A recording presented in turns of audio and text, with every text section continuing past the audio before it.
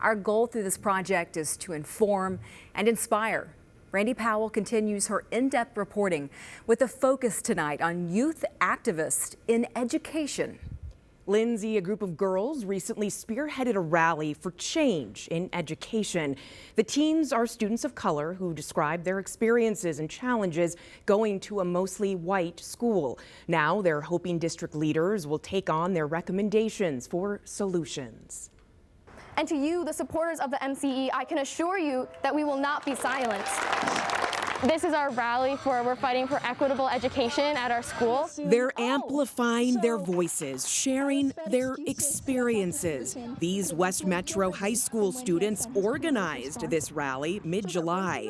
The teens say they are proud to be BIPOC, Black, Indigenous, and people of color, and they want change. I remember that a kid turned around to me and said, "I'm glad that you're one of the good terrorists." I can't even express how hurtful that was to me. I remember one day on the way to school, this older 8th grader had pointed at me and yelled, "Go back to the rice fields." No child should have to defend themselves against a remark that should never have been said in the first place. We met up with the girls to learn more in this historic moment about the conversations some students of color are having right now who go to predominantly white schools. My name is Jin Hyung Pang. I'm 15, I'm Korean, and I will be a junior next year. I'm Alana Dawali. I'm 16 years old. I'm Black, and I'm going to be an incoming senior next year. My name is Lena Pak. I'm 16 years old. I'm half Korean and half white, and I'll be an incoming senior next year. More than 81% of their classmates are white, and according to data from the Minnesota Department of Education, more than half of the students are white in 21 of the 30 largest school districts in the state. You kind of feel the need to assimilate. When I go to high school and we have no representation of Black authors when we're reading books, it definitely is hurtful, and to a degree it makes me not excited to want to go to school. As a student of color, what is that experience that you have? What is that perspective that you live?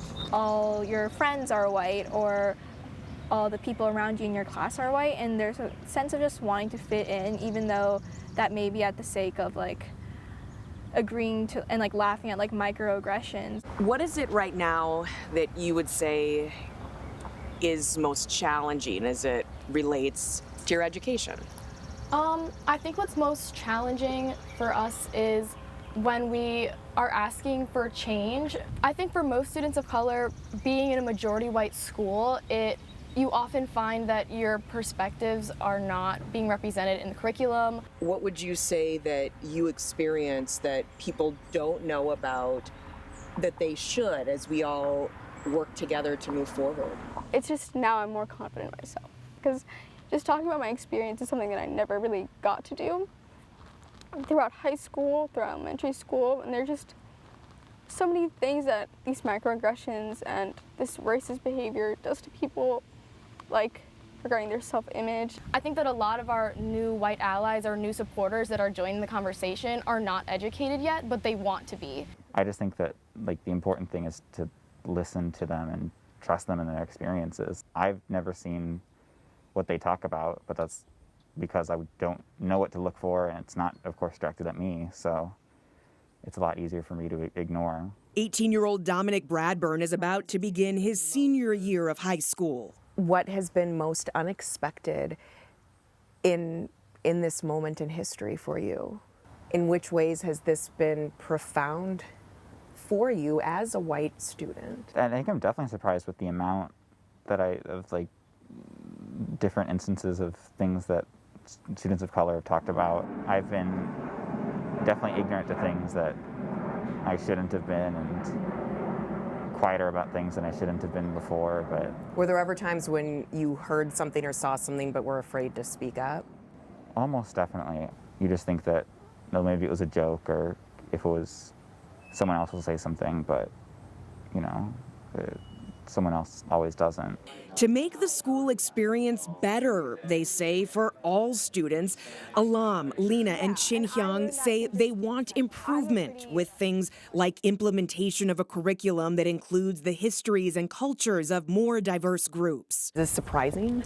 It's not. I actually think high school students have been asking for this for a long time. Dr. Kathleen Holmes Campbell, the dean of the University of St. Thomas School of Education, says the high school students' imperatives align with research. Fill in the gaps, because a textbook is giving you an overview, but who's left out of the textbook? Because there are people who would say things are fine, as they are right now, that there is a rigorous curriculum. What would you say?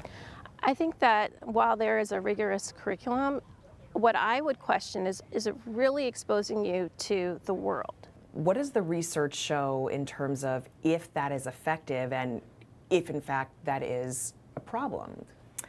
Great question. And the literature suggests that multicultural materials in the classroom are very important. Known for her work on racial stereotyping, prejudice, and discrimination, Dr. Rebecca Bigler, University of Texas at Austin, professor of psychology. That alone will not be enough to create a positive cultural climate.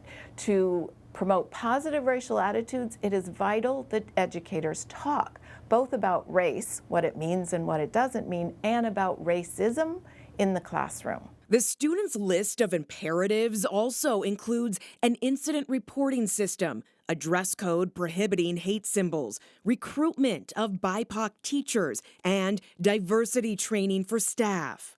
The lack of change in curriculum, the lack of representation within teachers, and lack of representation within the books that we read definitely allows a culture where microaggressions and being racist is acceptable. Katie Becker, Minnetonka School Board Chair. What are some of your thoughts, visions on potential changes? Are there any potential challenges that you see? I would say the most surprising thing that I have heard is the student experiences and how they have had feelings and experiences of pain and isolation. It's heartbreaking, and it's hard to hear that we've let them down in some ways. We know we can do better, and we will. Superintendent of Minnetonka Public Schools, Dr. Dennis Peterson. Is there anything that you feel like that you're up against as you try to figure out and navigate how to move forward? Sure. Well, probably the biggest thing we're up against is just time. We want to hear as many voices as possible. We're not planning to make it a totally different district, but we do believe that we're hearing some things that need to be fixed. And as Lena, Chin Hyung, and Alam work to move the conversation forward, they're not just expressing hurt, but hope. Diversity training will give staff specific tools and knowledge that will make them better prepared to identify and address racial microaggressions, lead respectful discussions surrounding race, and to create an inclusive and supportive environment for all of our students. The girls say they believe their recommendations for changes will benefit all students, those like them who are BIPOC, Black, Indigenous, and people of color, as well as white students. Lindsay? Brandi, thank you for bringing us so many voices. It was eye-opening, a great account from these teens. And you told us that they created their list of imperatives after the death of George Floyd. Yeah, that's what they told me. They described it really as a turning point. The girls say in this historic moment they were motivated to make an even bigger push for change because they say they never really felt heard before. Alam, Lena, and Shinyan say they're hoping for systemic change to what they describe as a systemic problem. And the superintendent and school board chair say they'll likely announce any changes they'll be making next month. Lindsay? Brandi Powell with an in-depth look at what students of color are experiencing at predominantly white high schools and their insight on solutions that hope. Brandi? Yeah, Lindsay, they're going to continue to report these in-depth stories. If you missed our first segment on understanding racism, you can watch it right now at kstp.com under conversations about racism and the road to equality. We'll keep reporting these stories, Lindsay. Brandi, thank you so much.